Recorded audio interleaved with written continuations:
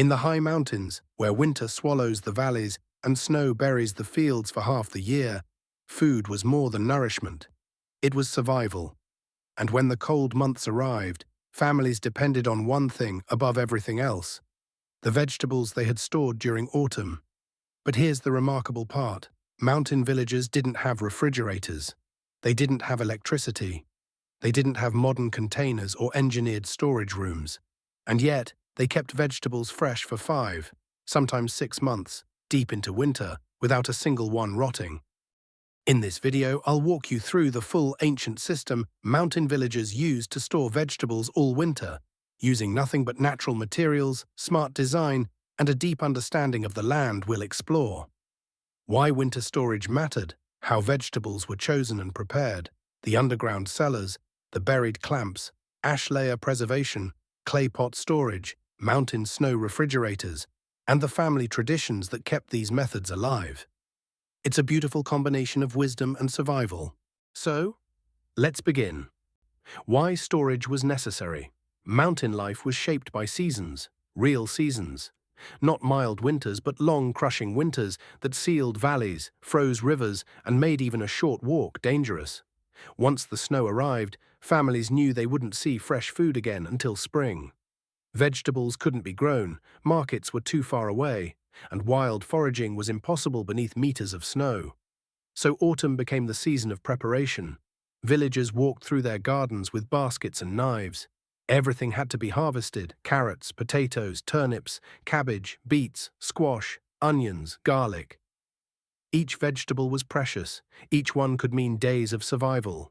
Food wasn't convenience. Food was insurance. A single mistake, a rotten cabbage, a poorly ventilated room, a cracked pot, could ruin months of work. And in the mountains, that wasn't just unfortunate. It was dangerous. That's why storage wasn't improvisation. It was a system, a strategy refined over generations. To make vegetables last, they followed 3 natural principles, the same principles used from the Alps, to the Balkans, to the Caucasus, to the Carpathians. Keep the cold, control the moisture, protect the vegetables from air and decay. These rules became the foundation of mountain winter storage. Now that we understand the why, let's move to the first step: choosing and preparing the vegetables. All right, let's move to the next part: preparing vegetables for long storage. Before vegetables could be stored, they had to be prepared correctly. The villagers were experts, not because they studied science, but because centuries of winters taught them what worked and what failed. They began by harvesting only on dry days. Rain meant moisture, and moisture meant rot.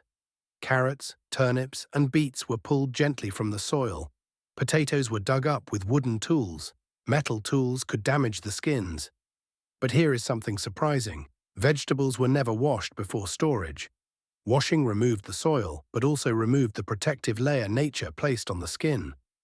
Villagers simply brushed away the loose dirt and left a thin, natural film around each vegetable. This helped more than anything else to prevent rot. Every vegetable was carefully inspected. A small bruise? It would spoil the whole batch. A cut in the skin? Dangerous. So only perfect vegetables were stored for winter. They sorted them by type: strong winter vegetables like potatoes, carrots, beets, turnips, humidity-sensitive vegetables like onions and garlic, hardy vegetables like cabbage or squash. Then they began the most important step: organizing them for long-term storage.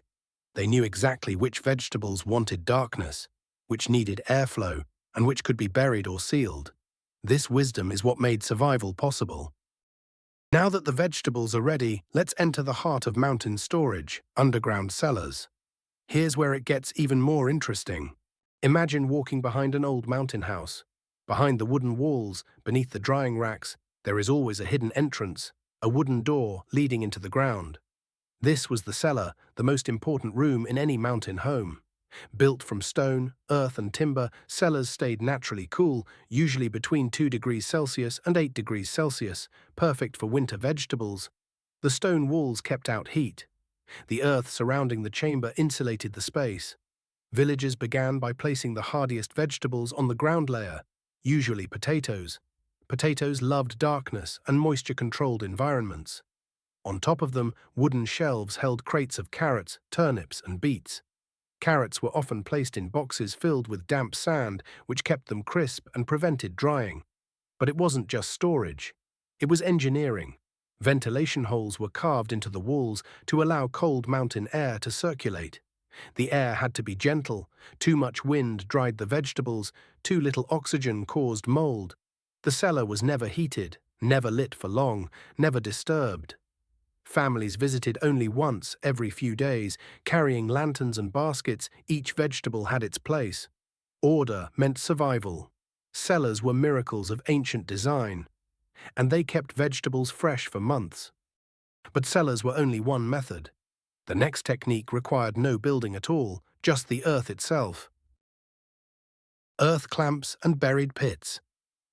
In open fields, far from the homes, villagers used a technique as old as agriculture itself: earth clamps, sometimes called vegetable mounds or pits.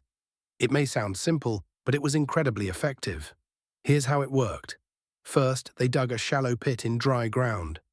Then they laid down a thick layer of straw.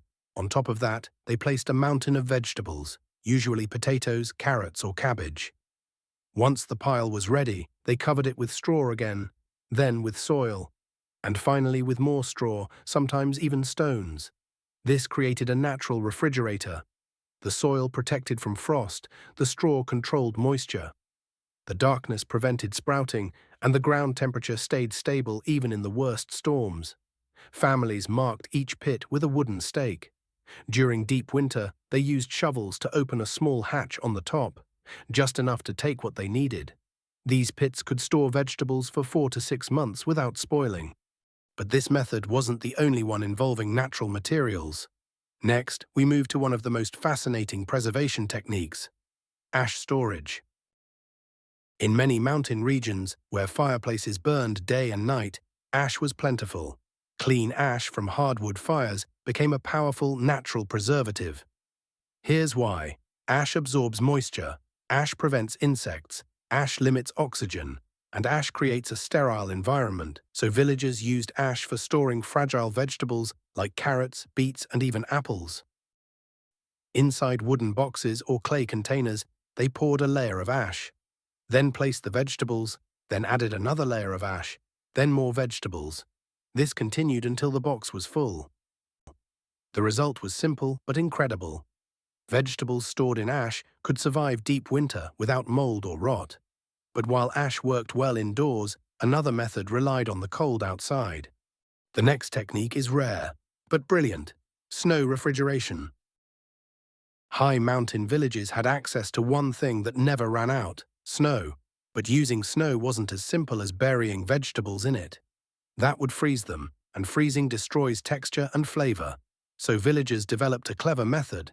They built snow caves, small hollows carved into deep snowbanks, lined with straw or branches. Inside these caves, the temperature stayed just above freezing, cold enough to preserve, warm enough to protect. Carrots, turnips, and even apples could stay fresh for weeks in these naturally insulated snow chambers. It was the purest refrigerator nature could offer. But for vegetables like cabbage or squash, another method existed: clay pot storage. Clay pots were essential in every mountain home. Thick, heavy, naturally cool. Villagers filled these pots with vegetables and covered them with straw, cloth, or even wooden lids sealed with mud. Clay kept moisture out. Clay kept bacteria away.